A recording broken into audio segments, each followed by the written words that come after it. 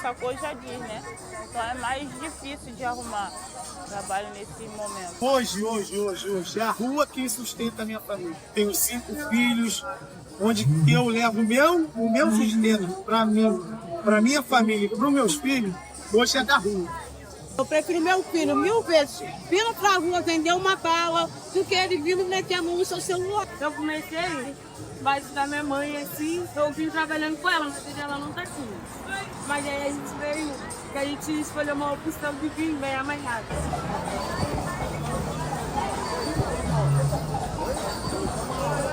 É uma vida muito sofredora. Porque isso daqui pesa muito. E a gente, se botar isso daqui, os guarda vem e toma.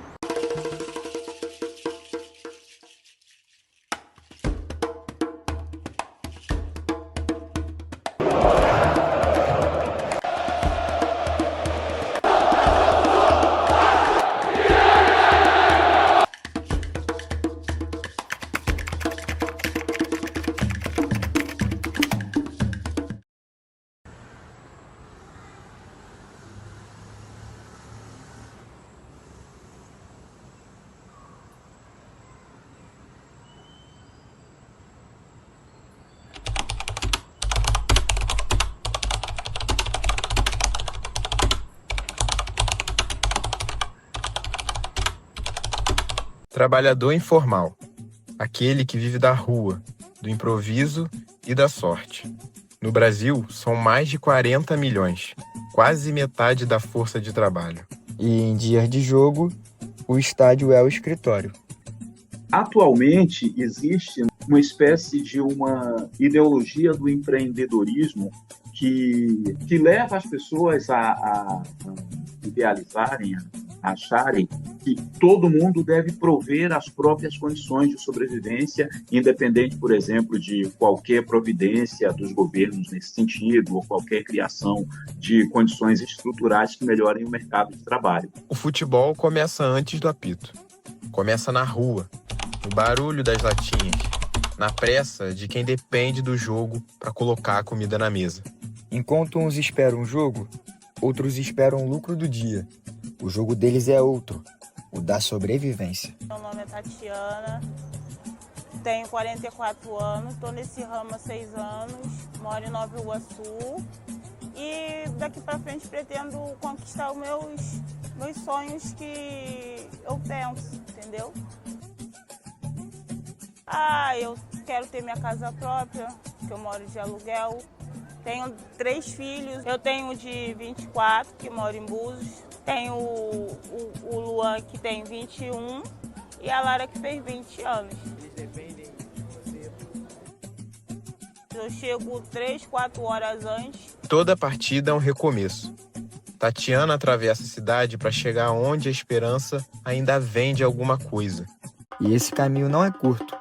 O Rio de Janeiro é a cidade com o maior tempo médio de deslocamento do país, segundo a Movit, uma empresa de mobilidade urbana. Quase 1 hora entre a casa e o trabalho, sem contar o engarrafamento. De Nova Iguaçu até o Rio é uma maratona diária feita de fé, paciência e ônibus lotado. Eu vendo Trident, Bala House, vendo cigarro, vendo mentos, amendoim, isqueiro, pirulito. Só não vendo coisas erradas. É um comércio miúdo, mas é o que sustenta uma vida inteira.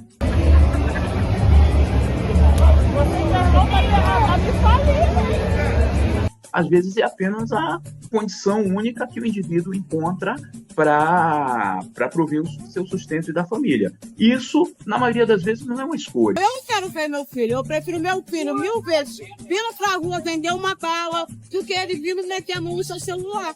Então eu acho que é mais correto ele ir, dar o suor dele, não importa se tem que correr de guarda, vamos correr, mas cabeça erguida. Não é errado, faça ele. Essa é a Célia, de 40 anos, mãe de 2 filhos. Só de trabalho são mais de 20. Desde a adolescência que ela vive nesse ritmo intenso. Eu tô perto da barreira, a Maria lá, a ânfora, Aí amanheci lá e vim pra cá, direto pra cá.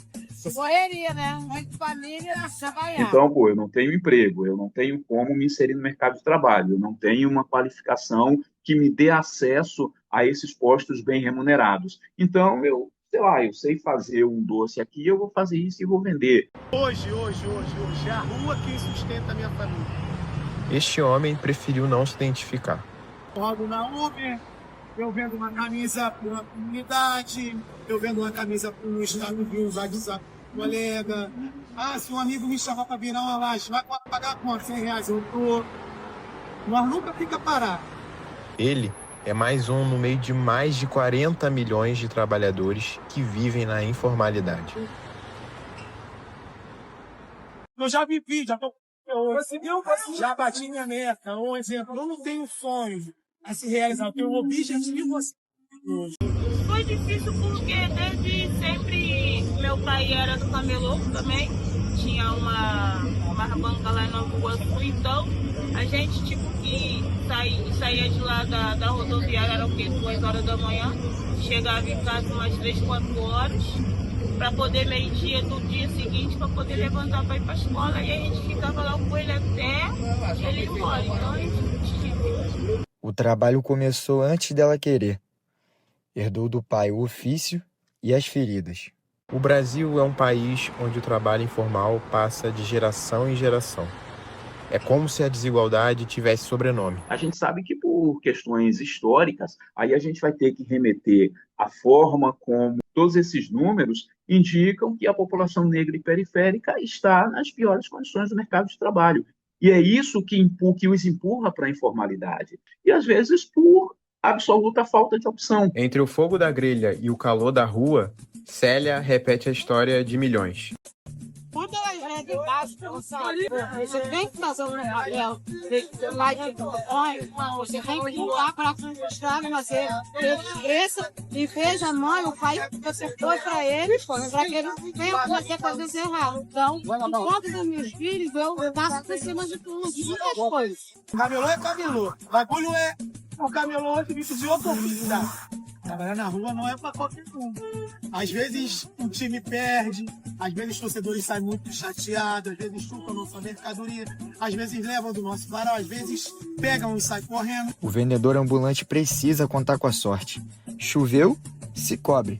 Calor de 40 graus, segue o jogo.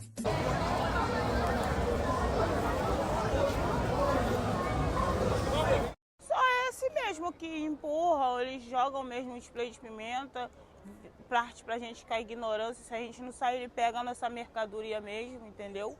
Aí leva pro depósito, a gente tem que ir lá com um negocinho que eles dão, mas chega lá no depósito, não é aquilo que a gente entregou a eles, entendeu? Eu já tomei que levantada, de guarda.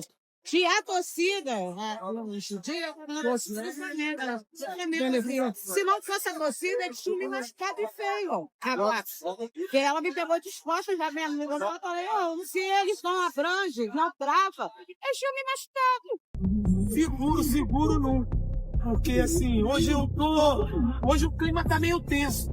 Então, tô sem mercadoria para trabalhar. Eu guardei porque a fiscalização tá sinistra. Mas assim, hoje, quem vive na rua nunca está seguro. Esse é o relato de quem trabalha onde o Estado aparece só para punir. No campo, há regras. Na rua, quem apita é o poder. Guarda usando bombas de efeito moral e também um guarda municipal aparece agredindo aí um homem que em tese era um ambulante. Uma pessoa foi detida por ameaçar com garrafa os guardas municipais. Essa não é a primeira vez que esse tipo de confusão acontece entre a guarda e... Na cidade que vende o futebol como espetáculo, o trabalho informal ainda é tratado como crime. Mas eu acho que não há necessidade de agredir verbalmente e fisicamente. Eu sou particularmente, eu sou aquele cara da conversa, sem agressão, mas tem uns caras que já vêm quebrando tudo, pisando nos bagulho, agarrando no teu pescoço, então pra mim essa parada não rola. Criticar a aglomeração de um monte de vendedor na porta do estádio, você criticar a gritaria do ambulante no metrô, num trem, o que seja, mas, ao mesmo tempo, se ele te oferece um produto que você sabe que custa X e ele te oferece esse produto pela metade de X, você corre e compra dele. E essas mesmas pessoas que estão dispostas a comprar esses produtos por 1/3 do preço estão depois na imprensa, nas rodas de conversa, nos seus grupos pessoais, estigmatizando esses vendedores porque provocam desordem, porque passam com seus produtos esbarrando nos passageiros. É uma vida muito sofredora. Porque isso daqui pesa muito. E a gente, se botar isso daqui, os guarda vêm e tomam. O peso não é só da mercadoria. É o peso de uma vida inteira tentando vender dignidade num país que ainda não aprendeu a comprá-la. Um jogo de futebol movimenta milhões. Bilheteria, televisão, patrocínio e também o comércio invisível da rua. Um estudo da FGV estima que cada partida em grandes estádios gere cerca de 1.500 empregos diretos e indiretos. Do lado de fora, a economia é outra. É feita de latinhas, churrasquinho e coragem. Botando a mercadoria por toda a cozinha. Por um dia só. Dia de jogos, um jogo bom, igual foi do Fluminense, foi Fluminense e Vasco. Eu fiz uns R$600. Eles preferem beber. Já o Botafogo, o Vasco, eles compram mesmo.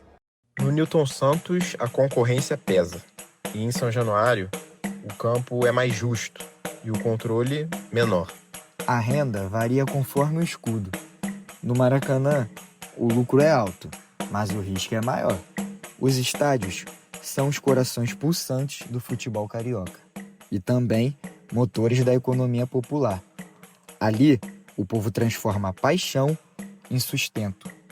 Mas enquanto o futebol é profissional, o trabalho ao redor segue na informalidade. É gratificante porque eu venho pra rua e tenho alguns clientes que tratam bem, entendeu? Chama a gente de guerreira mesmo, entendeu? Fala que é isso mesmo, que a gente vai realizar nossos sonhos, que Jesus abençoa, entendeu? Que eu já venda tudo. Isso daí dá um ânimo pra gente. Ela falou, chegou pra mim e falou que queria uma festa de 20 anos. Eu fui e fiz a festa pra ela, entendeu? Eu fiz do jeitinho que ela quis. E chegar e ela me agradecer, me dar um beijo, falar que me ama, não tem coisa igual. Não é porque eu sou vascaína, não. Mas quando tem jogo grande, aqui é mais, aqui é mais. Quando eu trabalho aqui inteiro. O entorno de São Januário é composto por comunidades como a Barreira do Vasco, o Tuiuti e Arará. Em dia de jogo, o entorno do estádio se transforma em um espaço de celebração e sociabilidade.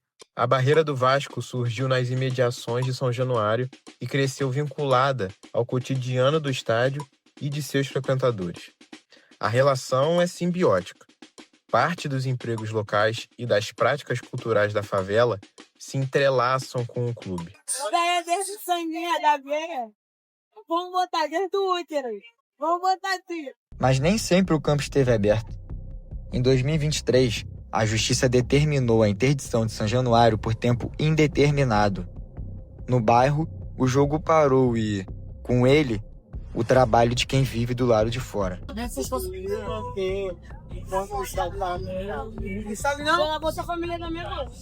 Durante quase 3 meses, o silêncio tomou conta do bairro. Sem torcida, sem barulho, sem renda. Amanda estava no meio de mais de 18 mil pessoas que foram afetadas com a proibição dos jogos. Segundo um estudo da Prefeitura do Rio de Janeiro, houve uma queda de 60% na receita mensal dos comerciantes da região. Para muitos, a punição foi além das 4 linhas. O que estava em jogo não era a segurança, e sim o peso do endereço. Um estádio cercado por favelas. É que a caneta tá com a elite não gosta de pobre. É autoexplicativo, o que incomoda não é o campo, não é o estádio, é o pobre. Esse período sem jogos em São Januário reviveu em parte o período em que o mundo todo parou.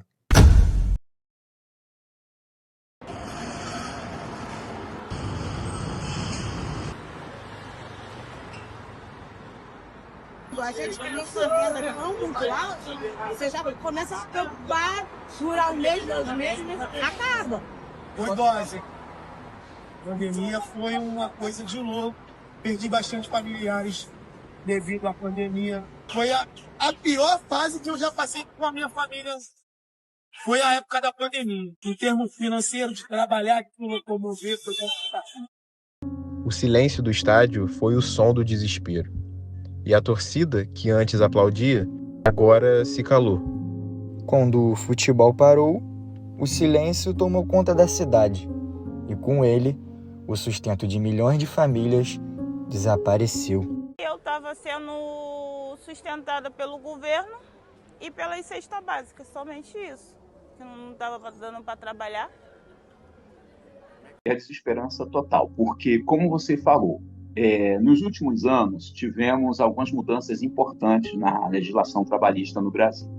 A pandemia escancarou as desigualdades de um país que nunca aprendeu a proteger os mais vulneráveis. Segundo a UFMG, o impacto econômico da crise foi cerca de 20% maior nas famílias que vivem com até 2 salários mínimos. Os mais pobres foram os mais atingidos, entre eles as mulheres e a população negra. No Brasil, uma mulher negra ganha, em média, menos da metade do salário de um homem branco. Mas se você for olhar a condição da mulher trabalhadora, ela é ainda pior. A ONU Mulheres apontou que, durante a pandemia, as mulheres estiveram na linha de frente da crise. A maioria nos empregos informais e responsáveis pelo triplo do trabalho não remunerado. Porque a nossa cor já diz, né? Então é mais difícil de arrumar trabalho nesse momento. É só por indicação, essas coisas assim mesmo. Por exemplo, você vai abordar um cliente, às vezes ele chega, toma um susto, pensa que é um ladrão. Eu entendo como preconceito. Entre o medo e a necessidade, muitos seguiram, porque a fome, diferente do vírus, nunca entrou em quarentena. Eles ficavam nervosos, né? Porque, tipo assim, queria comer alguma coisa e não tinha como. Entendeu? Eles tinham, infelizmente, tinha que esperar, né? Passar. Como você sabe que eu trabalho na rua, tive que sair pra rua para trabalhar. Entendeu? Ia comprar uma camisa, vendia ali, vendia pelo status, pelo WhatsApp. E assim eu fui vivendo, sobrevivendo, vivendo não.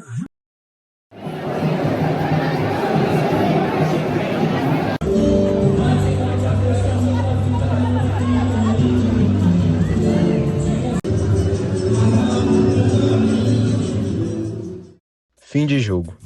Tatiana respira aliviada. Mais um dia finalizado. O aluguel desse mês tá garantido. Aí no começo a venda tava fraca. Depois, quando começou o movimento, aí deu pra dar uma vendida bem boa. Graças a Deus eu vendi bastante hoje. Então que consegui bater a minha meta de hoje. Graças a Deus. Vou pagar meu aluguel. O jogo acabou. Mas para Tatiana, ainda falta o segundo tempo. O caminho de volta. Da cidade que nunca dorme, mas também nunca descansa. Agora, desde quando eu cheguei, sem ir no banheiro. 10 horas sem ir no banheiro, né?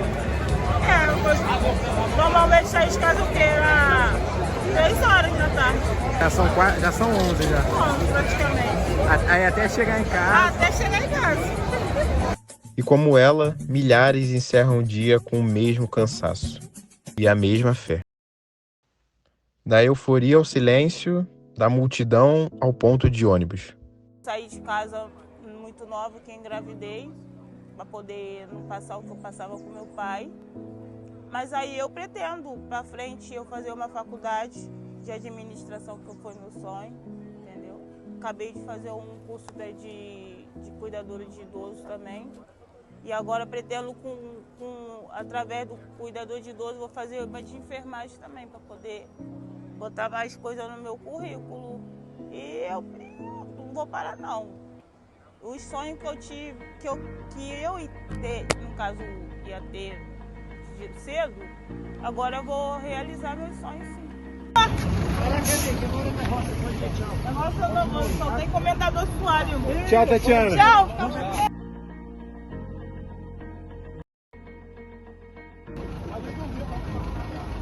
Obrigado.